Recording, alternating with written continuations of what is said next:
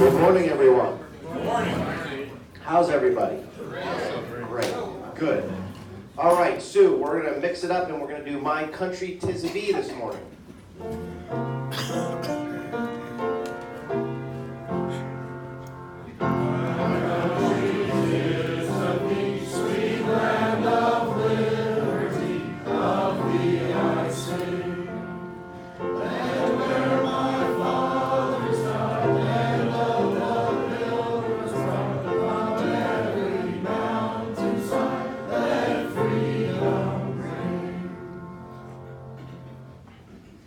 Well, you can tell we haven't done that in a while.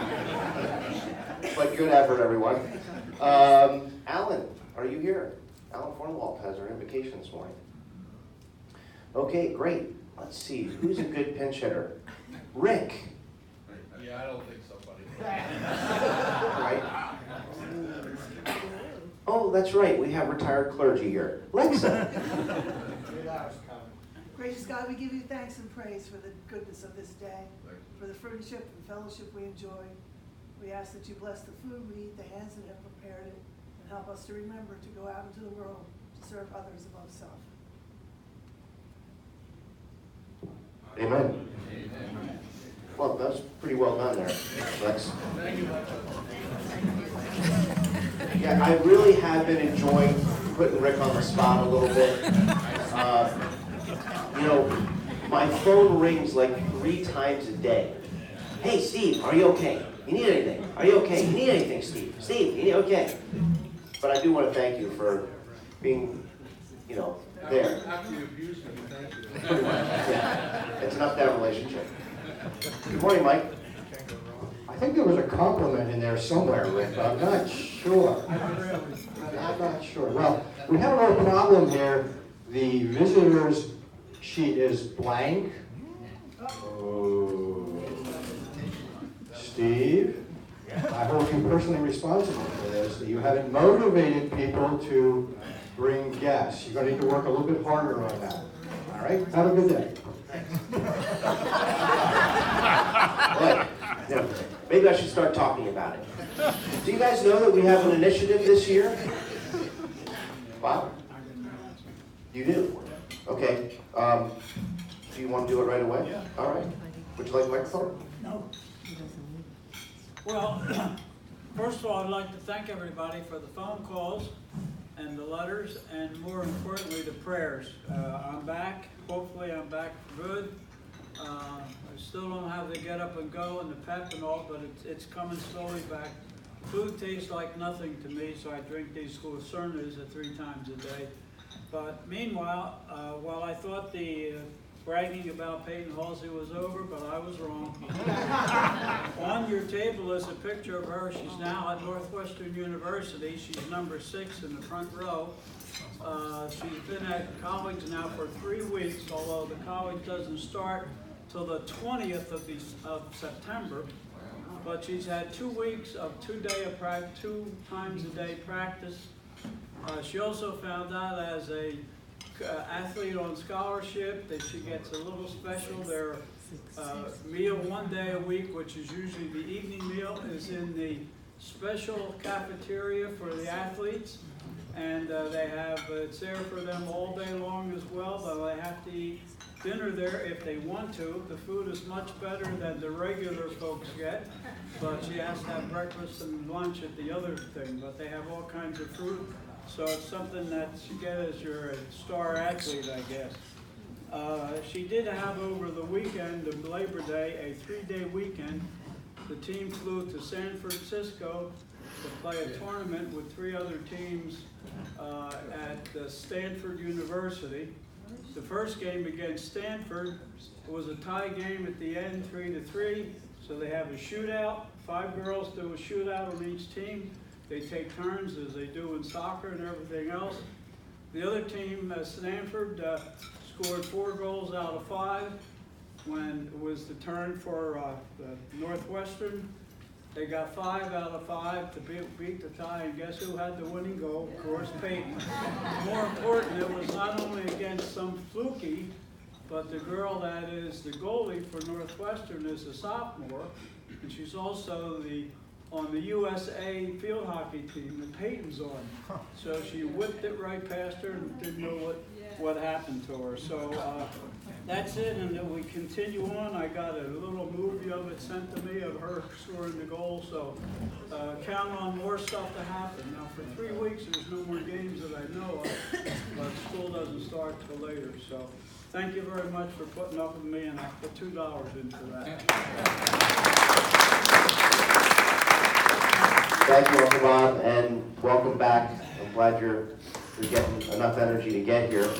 And I mean, honestly, it's been a little boring around here without you. The stories haven't been all that great, so appreciate you being back. Just so I can beat JP. That's it.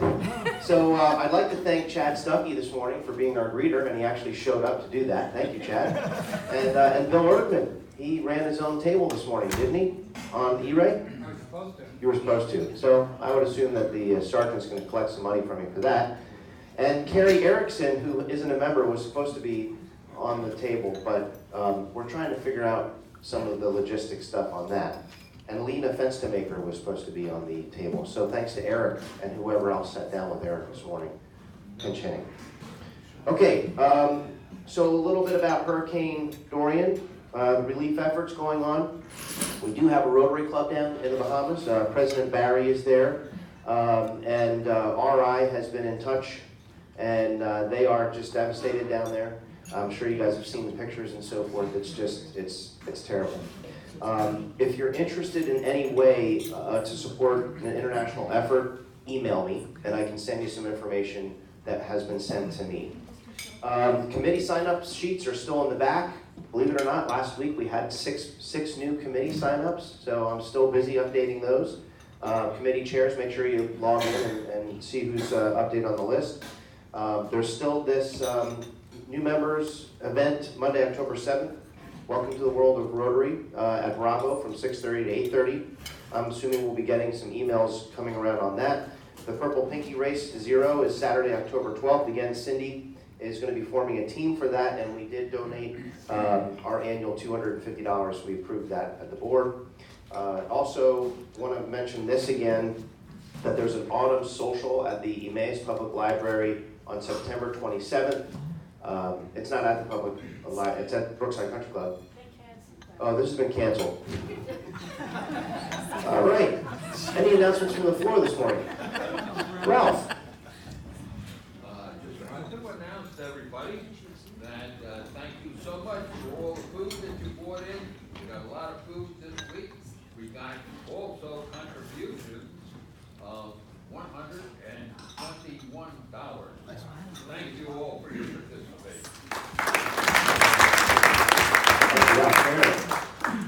Just keep the October the 19th in your diaries. That's going to be our Make a Difference Day. We're going to get out an email pretty soon to everybody.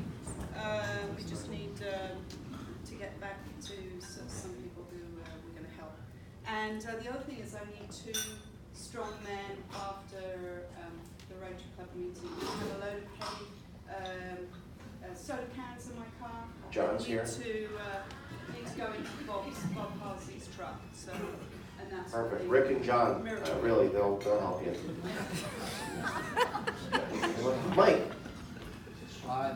Next week is the last plant to row week. If you have some things left in your garden, some tomatoes, maybe some lettuce still growing, just wash it up, put it in a plastic bag, bring it over, and then Tony will get it to the needy folks. So next week's the last week. All right, thank you. Perfect. Eileen? Well, for the next 6 or 8 weeks, I'm going to be pushing macaroni and cheese. I see we got some out there today. The collection for the Angel Network is on, and our contribution is 200 boxes of macaroni and cheese, and I know we can do it. Okay, Val has a separate announcement this morning. Yeah, good morning. So I wanted to first of all thank our club for donating the 3D printer a while back. We had donated the 3D printer to the Lower McCounty Library, and over the summer my oldest daughter decided she would learn how to use it.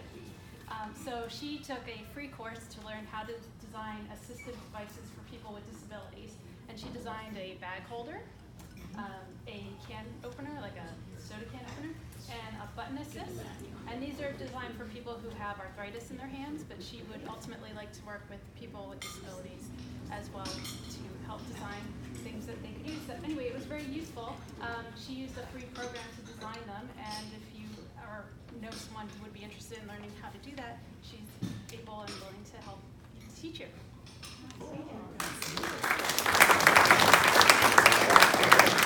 So that's what you were talking about. Okay. Richard. I have two quick announcements. Number one, membership committee meeting immediately following this meeting. And number two, Nellie's working with some single teenage moms who have just had babies. If you all have or have grandchildren, or like my son asked him to bring some generally used baby clothes or brand new, infant clothes, it'd be really helpful. Give them to Nellie. She can make sure that those moms get it for their children. It'd be really helpful. Thank you. Thanks, Rick. Bill.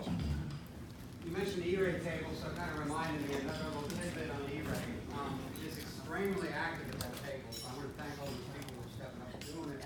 For those that are not familiar with it, it's very simple. If you get the breakfast and the raffle, you give it 20, you can pass the 5 down the table. It's a great way to get into E-rate. But I do want to thank those people who are stepping up. It used to be slow in the past. It's a pretty active position right now, which is great for a lot of people. So if you're interested in doing that, if you have any questions, check with me. Thank you. Okay, Sue. Next week, which is September the 12th, after this meeting, will be our first meeting for the Emmaus Flag Day Celebration Committee. So you are welcome to join us at this table or that table. Any table is free after next week's meeting. Okay. Megan. Sorry. So this Saturday is the Emmaus Community Yard Sale from 8 a.m. to 4 p.m. The Fellowship Committee will have a booth set up outside of the Better Homes and Gardens Valley Partners office at 232 Main Street. So anytime between 8 a.m. and 4 p.m., you're all welcome to join us. You want to declutter some things in your house, bring them down, hang out with us, sell your items. All the money goes back to the foundation, the scholarship fund, and we're just gonna have a good time getting to know each other a little bit more. I have price stickers and everything, so just bring your things, slap a sticker on it, sell it, and hang out with us, all right? And if you wanna do it, just let me know, or actually no, email me, call me, smoke signal, come to the jewelry store, whatever, okay? Thanks.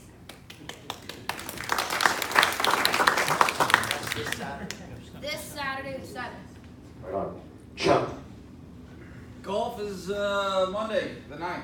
So thank you to everyone that's contributed, sponsored, helped, supported.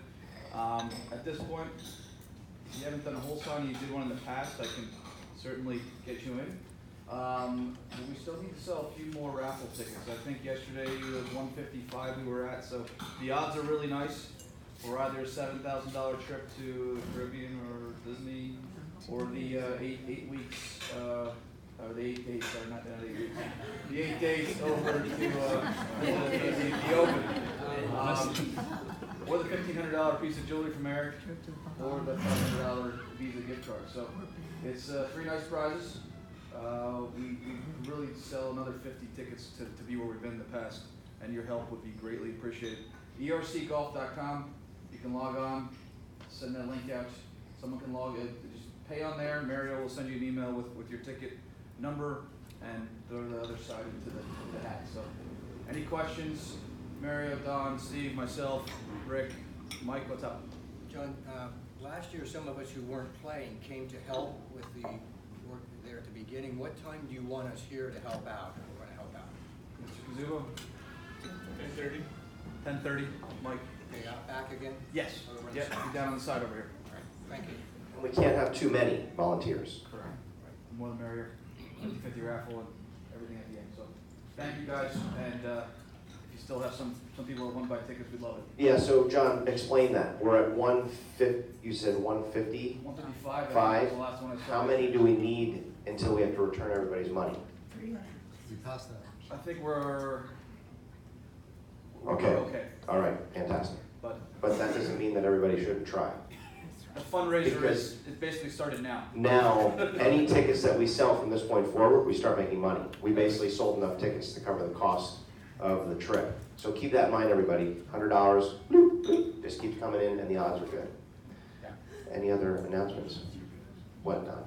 I still have t-shirts, anybody wants Oh, yes, t-shirts, perfect. $5, right? them? $5. Cool.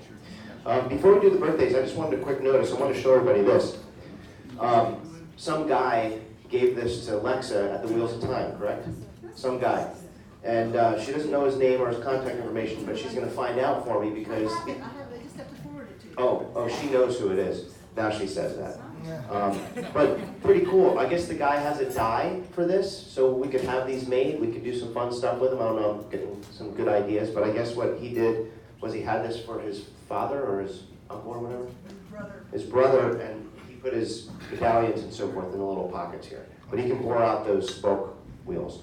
Also, there are definite benefits to being the president of this club.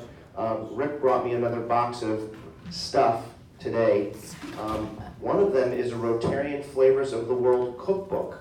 So I'm going to read this, and I'll let you know what's in it and go through the rest of it. And Dave, thank goodness, I thought you were leaving early. You must have had a bathroom break or something, but I got worried when you walked out. So I'm glad that you're going to finish out. I'll give you the details after. Thank you. Thank you. All right, Val, what do we have going on for birthdays? We have a few birthdays this month. When I call your name, please stand and we will sing happy birthday. It may just be me standing. Roger Woodcomb is September 3rd.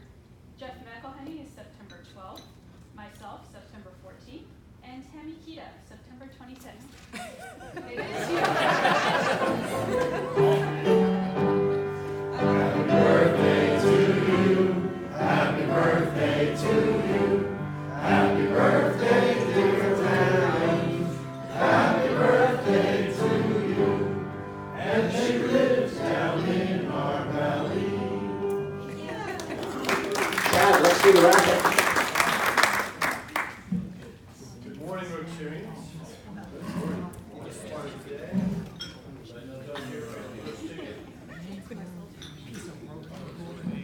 332. 332. Any takers? No.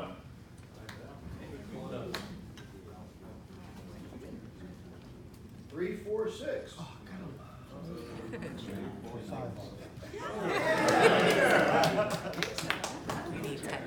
Peter, you can give that to the people for gas money.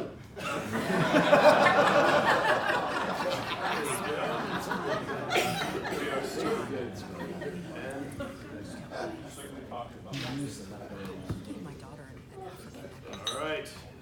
352.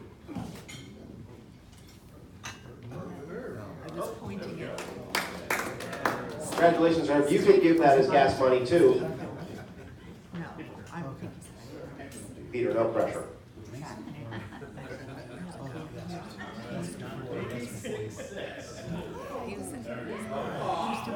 All right. That's awesome. That's how we keep them going. All right. Sergeant at Arms, your turn.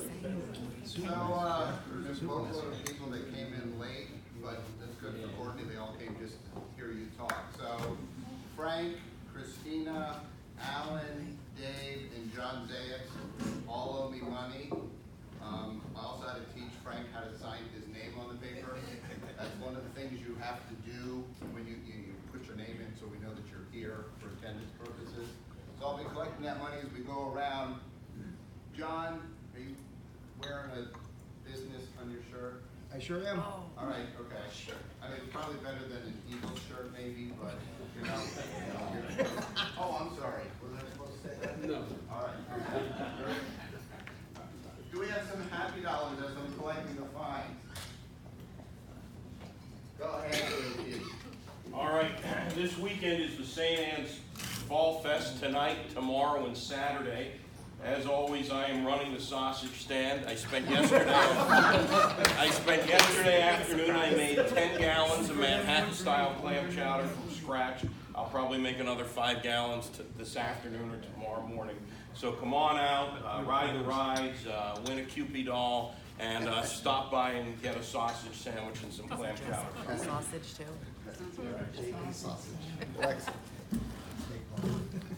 Thank goodness that won't interfere with you playing golf. Quite the contrary, I believe it is.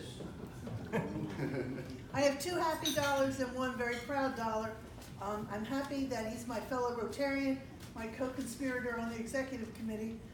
Last night, Mike and his wife Linda received the Volunteer of the Year award from the Borough Council.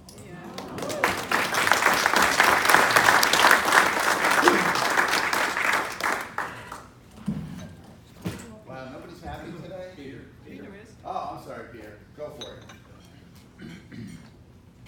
I have two happy dollars for three reasons.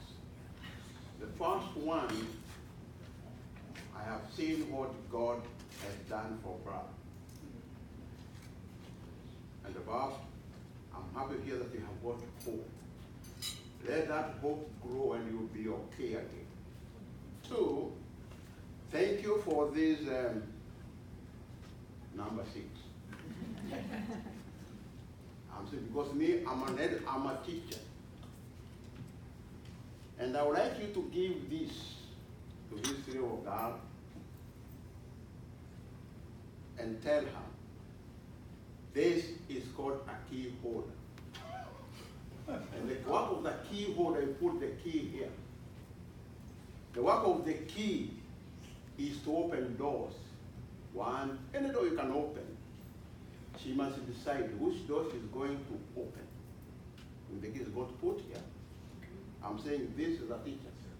I'm saying you as an old man, we do it in our culture, but I cannot abuse you. We can say old man, but you cannot abuse that old man. From one old man to another old man. His photograph on the box in my country in Kenya. When I took a photograph of all the box, even the late Paul, and it's in my Rotary Club, in my church, in my school in Kenya. And may God bless you. The other one, this morning I was surprised. The only person who has been able to pronounce my name in this country, somebody called Arija. Rinja. Stand up. You know, according to our tradition, I'm older than him. This man is from Kenya. The headquarters of Kenya Police called Nyeri. And his uncles and his friends, when he was in school, we were working together. And he has pronounced my name, Nganga. Nganga. Some say call me Nana. And the name of another in Kenya is the name of a lady. So he will teach you how to pronounce my name, Nganga. And I'm happy for that. And also, you know what happens? I was giving $2. This is going to cost you the 10 now. So you give, and then God pays you the next week.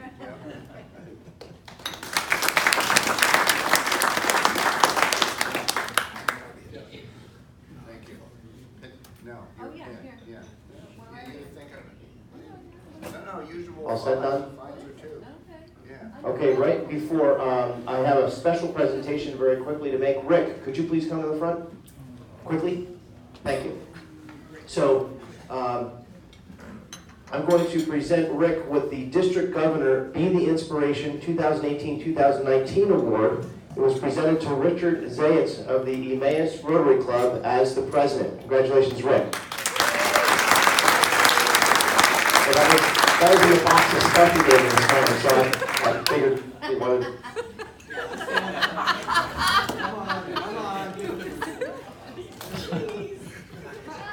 Well done, Rick. Val,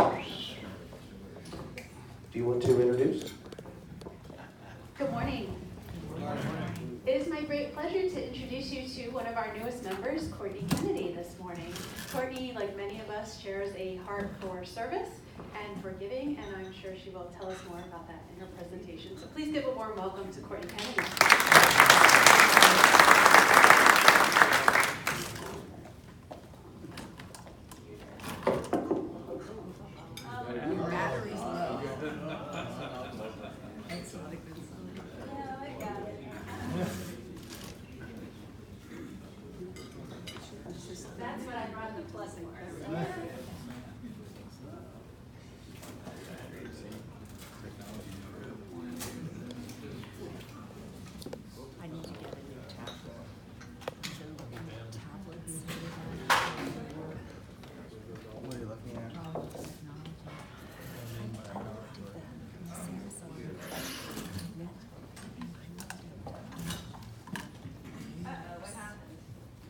Jiggle the wires. Very technical. The one on the Jiggle the wires. Yeah. That's usually what I do. Walk really fast. Smack a disc. That's what I did last week. Did you?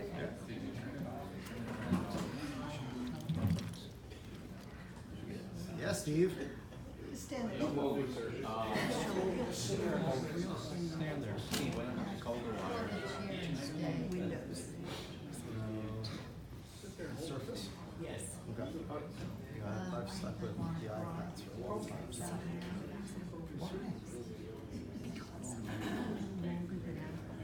Rick, do you want to come up and just hold this wire during the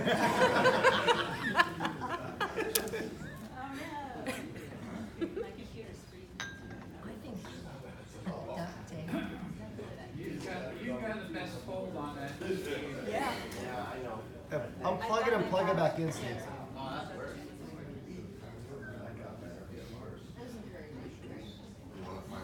Steve, unplug it and plug it back in.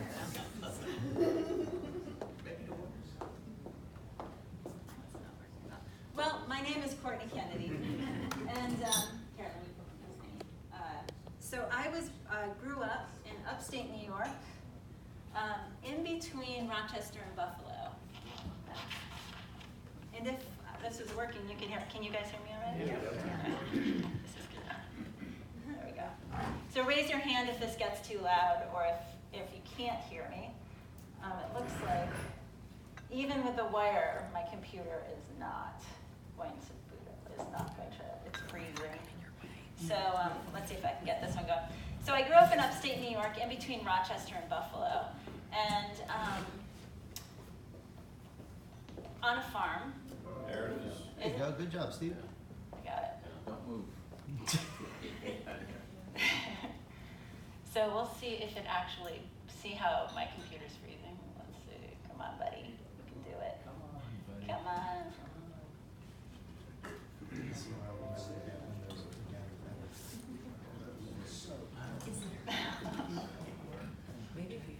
No. So I'm going to get this one started just in the meantime. Yeah, but it's two computers. You see their backup wheel of that. It was working when I got here. I don't have that. I saw that little wheel. It happened to me too. It makes me feel better. Did it? Yeah, Okay. and I was getting extreme anxiety. You know what, should I try but the other cable didn't work either, so this one was not. Let me try it. Yeah, I could Well, here, you know what, I think I'm gonna try this computer. Let's try this one. Do you want to go into this wire? I'm gonna use this wire right here. See, I brought a backup computer.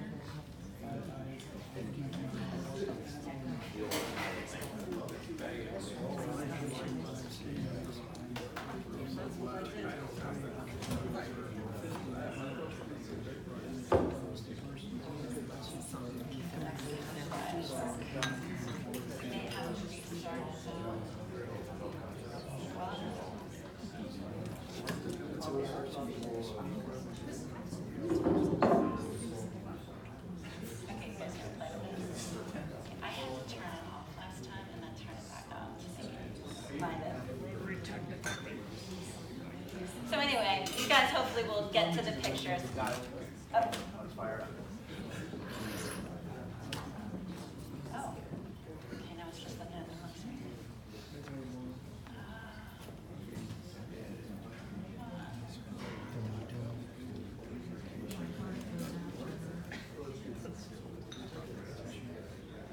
It just got it a minute ago. Yeah, it was up there. I saw it, it showed like Jacob's.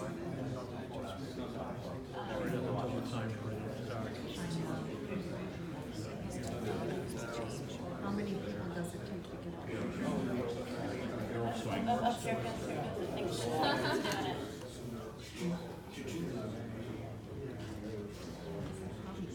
What? Hey, there we go. All right. So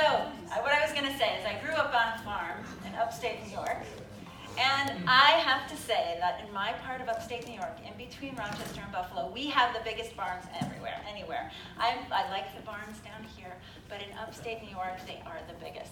And if you look at that little round window up at the top, that window is about as tall as I am. Oh, wow. So it's a huge barn. And that's only 2 parts of it. It goes into a third. So this is where I grew up. You can see me on the cow with my dad leading it. But my dad wasn't a farmer. My grandfather was the farmer. The reason why the birds were so big, I was told, is that we weren't far from the Erie Canal. And so in our area, it was very rich. We're not far from Lake Ontario. So the land in the area was the bottom of a lake bed. And it was very fertile. And so we grew a lot of hay. And this barn, I remember when I was little at times, was stacked to the roof with hay. And they took that hay, they put it on barges down the Erie Canal, and it came to New York City. So basically, this farmland, this area of the United States, was fuel for New York City. So they built big barns. I went to a small high school, about 135 graduating, which is excellent. My kids are at Emmaus High School, which is great in other ways. But with 135 people, you could be on the soccer team all 4 years and really be bad. And you could be in the musical and not be the best singer.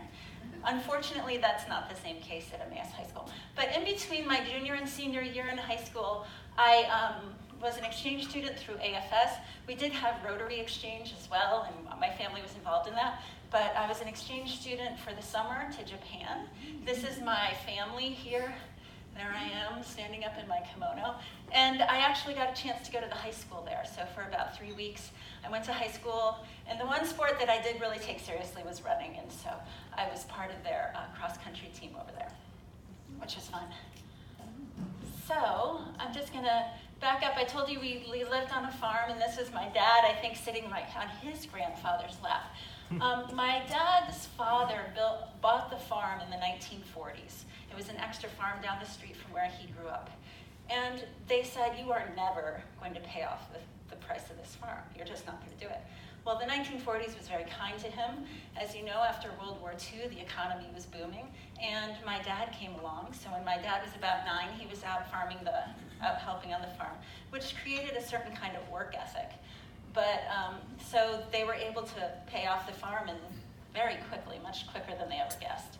My dad went to Cornell, the Cornell Ag School, and when he walked into campus as a freshman, the crew team scout saw him from afar and said, I think I need that guy on my crew team. My dad knew nothing about crew, but his team did really, really well, and they went to England, and this is the reunion that they had years later.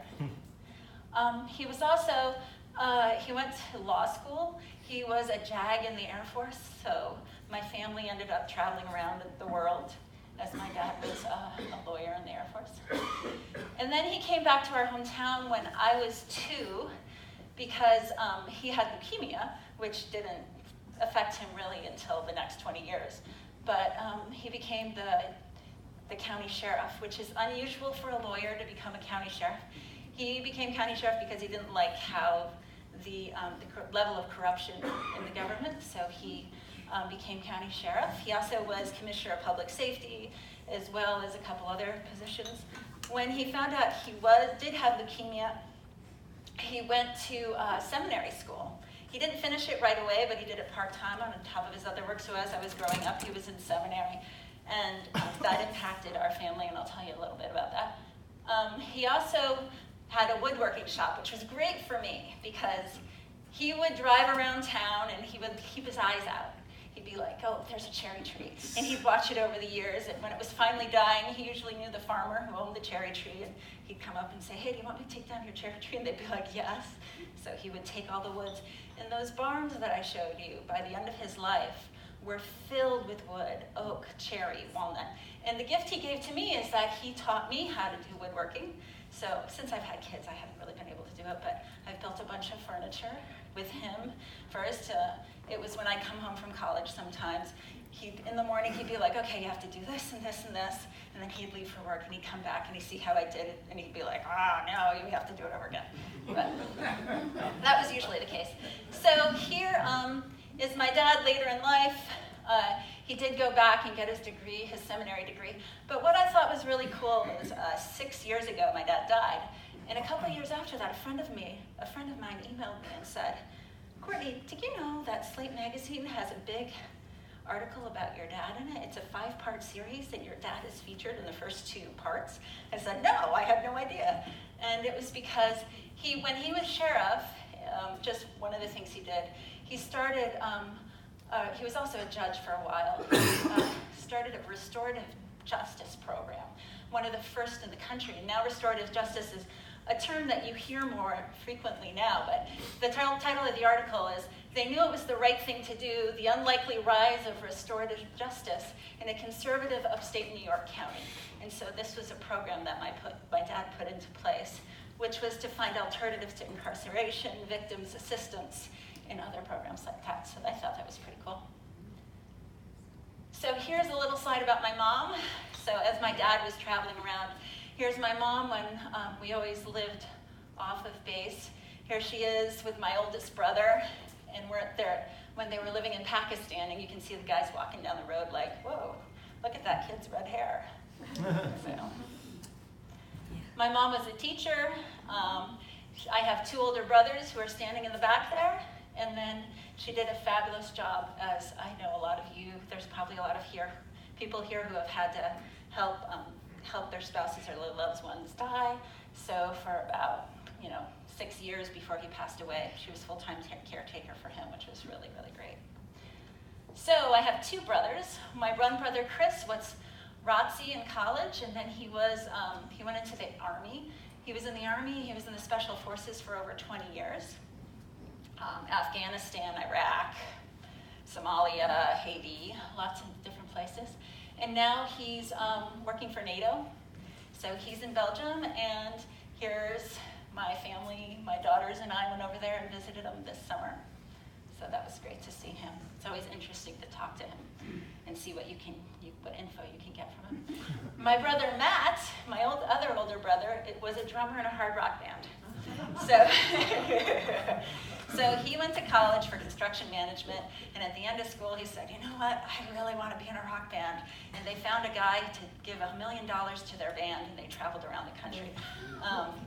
And he's also, so he's still doing construction management though too, and he does the band on the side now. So if you imagine this, my parents have 3 kids, and at one point my brother Chris was in the Special Forces. My brother Matt was a drummer in a hard rock band, and then I was in the Peace Corps. So it was quite a combination of kids. So I followed my dad's footsteps. I went to Cornell for college, and then I went into the Peace Corps. So the Peace Corps after college, I went to Mali, West Africa. So here is Mali. Up here, around where that M is Timbuktu. So Timbuktu is in the country of Mali. So now we know. So the dry season in Mali, things were pretty beautiful. It would get hot. Here I am on one of the roads. You can see the color of the land where I was. It was the Sahel. So you'd have just the beige colored land with the trees seemed so bright green in comparison. Where this was where the French were, but outside of here you would see a lot of baobabs, which are pretty amazing trees. In the wet season, it was another story. This is the wet season. And this is the market I would go to. I'd have to walk down to the market every day. And it would get pretty muddy. You'd have to figure out where to walk, especially when your footwear was usually flip-flops. So, this is the family I lived with. Or actually, when you're in the Peace Corps, you're there for 2 years. You're there for 2 years and 3 months, actually. So 3 months of training and learning the local language. So I had to learn French, and I had to learn Bambara. So Bambara was the local language. And that was for 3 months. And then they chuck you out into a village and say, good luck. And here's a suitcase. And in this suitcase is all the medicine you could possibly want, plus a book called Where There Is No Doctor. So you would have to diagnose yourself.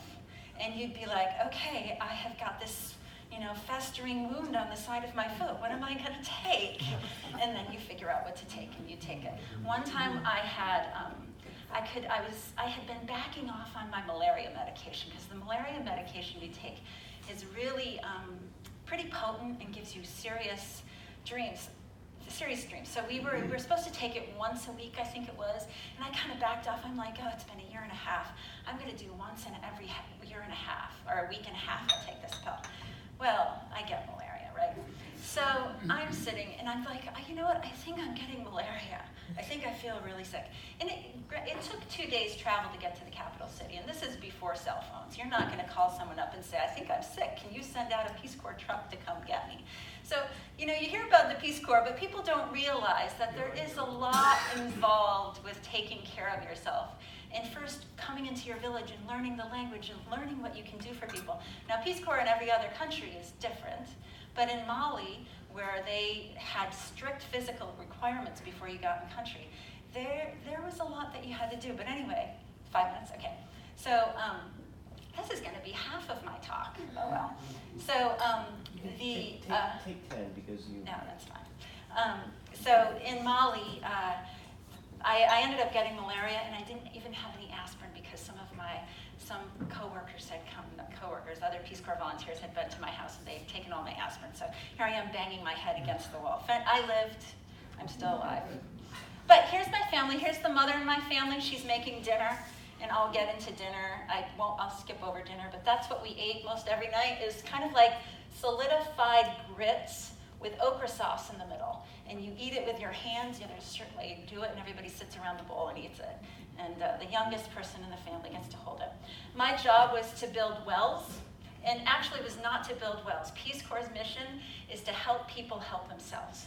So there were a lot of organizations that I was really grateful existed in the country because their job was compassion, their job was giving, their job was giving people handouts, because when people came to my house, I remember very vividly a woman who had twin children and her milk had run out, so she had nothing to give her children. But we were told, you don't give handouts, you don't give handouts, you don't give handouts. I had to give her a little bit of a handout, but there were so many times when at least I could say, okay, go down to the mission down the road. They can do something for you. Not always, but there's a role for compassion, and there's a role what we did in Peace Corps, which was to help people help themselves. My job was to create a small business that would dig wells. So here is a hand-augered well. What they're doing here is, I have a video that I could have shown to show you how it works, but basically it's a very small diameter well that you dig, and you line it with PVC pipe. It was great for a whole chunk of time, and they were making a lot of money, but it did come to an end when that PVC pipe ran out the country. So we did work hard. Here I am. This is the motorcycle I had. I'm trying to fix my motorcycle in this picture. At one point, I drove a motorcycle and I knew how to fix it. I don't anymore. It's been a long time since I drove a motorcycle. So I would get on my motorcycle. My teammate, who was the father in the family picture that I showed you, who was just a fabulous guy, he would jump on the back of my motorcycle. We would ride down these dusty little roads to different villages every day out in the middle of nowhere, and we'd put in wells. They wouldn't let me help because I wasn't strong enough, but I hung out with all the people in the village. In some places, they'd never seen anybody who looked like me, and it was really interesting. When that work ran out, we did do some septic kind of stuff with another group. So, in the Peace Corps, you kind of sleep where you can. We all had houses, but we often would have to go to the capital city, and so they'd have hostels with it for us. So you're out working hard, and then you come into the capital city and you're waiting for a meeting to happen. You go to the meeting and the people don't show up, and then you wait another couple days. So you sleep in a place kind of like this with a whole bunch of other Peace Corps volunteers in beds with mosquito nets, and that was some debauchery sometimes going on there. But and then this was one of the greatest places I ever slept. We went up in the north closer to Timbuktu, and we were traveling up for some well digging stuff with a couple other volunteers, and we slept it was the dry season, so we slept up on the roof, and it was just, you couldn't even have a blanket, but the wind was blowing on you all night long, the perfect temperature. It was the most amazing thing. And there's no lights back then there were no lights for miles, so the stars were incredible. So you sleep where you can, and then you play hard, and I won't go into that one. But I did meet my husband. I did meet my husband in the Peace Corps, so that's Sam. He actually now, he works, we came into the area because he was working for the Morning Recall. He was a business reporter / investigative reporter for the Morning Call. And he now works for St. Luke's. He's a director of something, public relations or something. So I lived up here where it was dry. He lived down here, it was next to the Ivory Coast where it was jungle. And so it would take 2 days travel for us to go see each other. So it was fun. But how we met each other. Now this is an interesting, unfortunately this is a video that probably isn't going to work, but my brother Chris, who was in the Special Forces, ended up, after I left about 5 years later, he had to go down to West Africa, and so he was down there frequently, and he was able to catch up with my family, and so he sent me back a video. I wish I had had videos when I was there, but he sent me back a video with one of my best friends there sending me greetings, so that's what that one is. So let's see if we can skip by it so it doesn't play. So after I came back from the Peace Corps, I went to California, got my master's in what used to be hydraulic engineering, but it's water resource engineering is what it's called now. And so this is what I do much of the day. How much time do I have left? Go for it. Is it about time? Keep going. Okay, all right. So most of the day I'm out, or very infrequently, I better say this. Infrequently I'm out in the field helping guys. What we're doing on the left is we're inspecting a manhole. So this is what my day looks like sometimes. Oftentimes it looks like me giving presentations of results to engineering boards or doing trainings. But most of the time, it's just me sitting in front of a computer. So I do work from home. I used to work part-time. I'm working 40 hours a week from home. And I travel occasionally to the different cities that I help with. So I'm a consulting engineer. And I work with utilities all over the country. Not in the Lehigh Valley, but every place else it seems like. The biggest thing I do is take a look, or one of the things that I do. When you're a consulting engineer, you do a lot of different things, but one of the biggest projects I do happens to be helping utilities figure out how to spend their money. So you figure out what's going on with all the sewer lines, and you've got all of these different kinds of problems in your sewer lines. How do you spend the money? How do you prioritize? Where do you go? That's the kind of thing that I do. And we inspect sewer lines.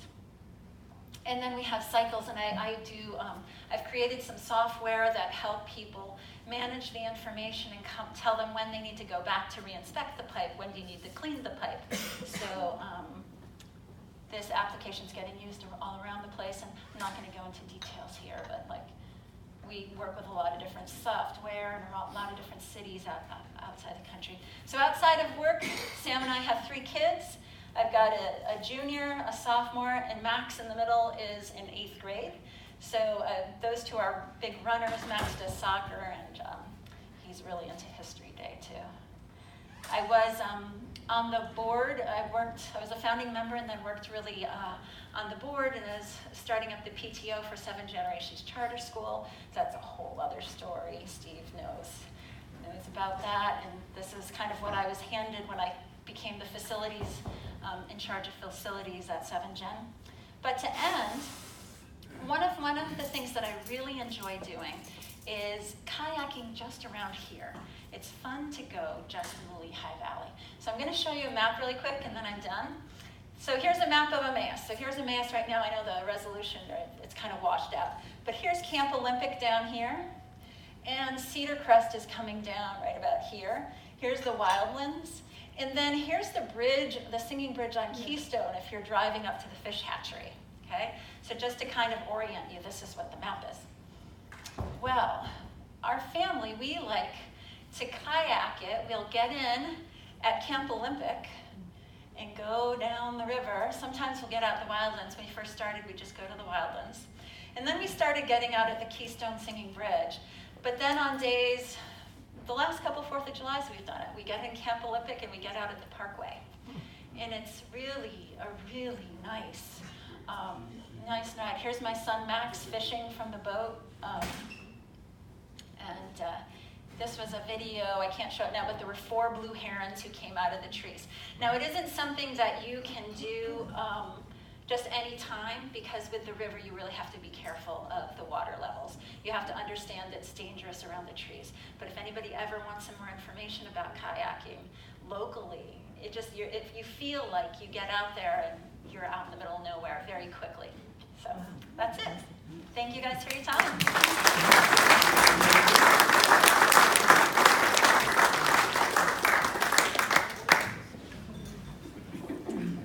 Awesome. Thank you, Courtney, and thank you for working through the technological problem. Sorry that you didn't get to do your entire presentation, but very interested at that. I'm sure you'll get some emails. So let's close today's meeting with the four-way test. The four-way test are the things we think, say, or do. First, is it the truth? Second, is it fair to all concerned? Third, will it build goodwill and better friendships? And fourth, will it be beneficial to all concerned? Thanks, everybody. Have a great day.